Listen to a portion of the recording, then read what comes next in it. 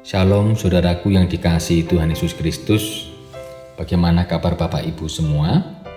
Puji Tuhan, kita diberkati nggih. Firman Tuhan pada hari ini dalam program Resiran terambil dari Yesaya pasal ke-59 ayat yang ke-12 demikian. Sungguh, dosa pemberontakan kami banyak di hadapan-Mu, dan dosa kami bersaksi melawan kami. Sungguh, kami menyadari pemberontakan kami, dan kami mengenal kejahatan kami. Bapak, Ibu, dan saudaraku yang dikasihi Tuhan, ada orang yang melakukan kejahatan karena merasa tidak ketahuan orang lain sehingga tidak menyesali perbuatannya. Ada juga orang yang melakukan kejahatan dan mendapatkan hukuman, harus mendekap di balik jeruji tetapi tetap saja tidak menyesali perbuatannya dan menerima hukuman lagi. Kemudian ada orang yang melakukan kesalahan dan mengakibatkan kerugian bagi orang lain, lalu menyesal karena perbuatannya merugikan sesamanya. Meskipun tidak ketahuan orang, kemudian menyesal lalu bertobat. Pertobatan yang benar tidak hanya dinampakkan dengan ucapan semata, namun nampak dalam laku kehidupan sehari-hari, yaitu dengan tidak mengulangi perbuatan-perbuatan yang sama, yang tidak seturut dengan kehendak Tuhan.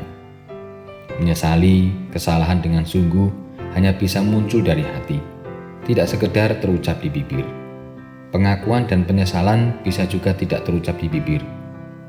Pengakuan dosa yang muncul dari balik hati akan nampak dalam tingkah hidup sehari-hari yang berkenan di hadapan Tuhan, yang akhirnya memberikan belas kasih, kedamaian, dan bebas dari rasa sesal.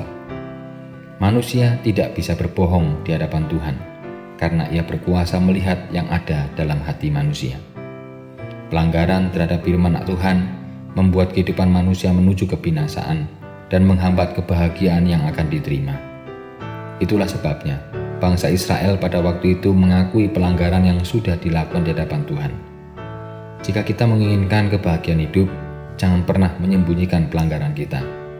Bersegeralah menyadari, mengakui kesalahan, dan memohon ampunan dengan tulus kepada Tuhan.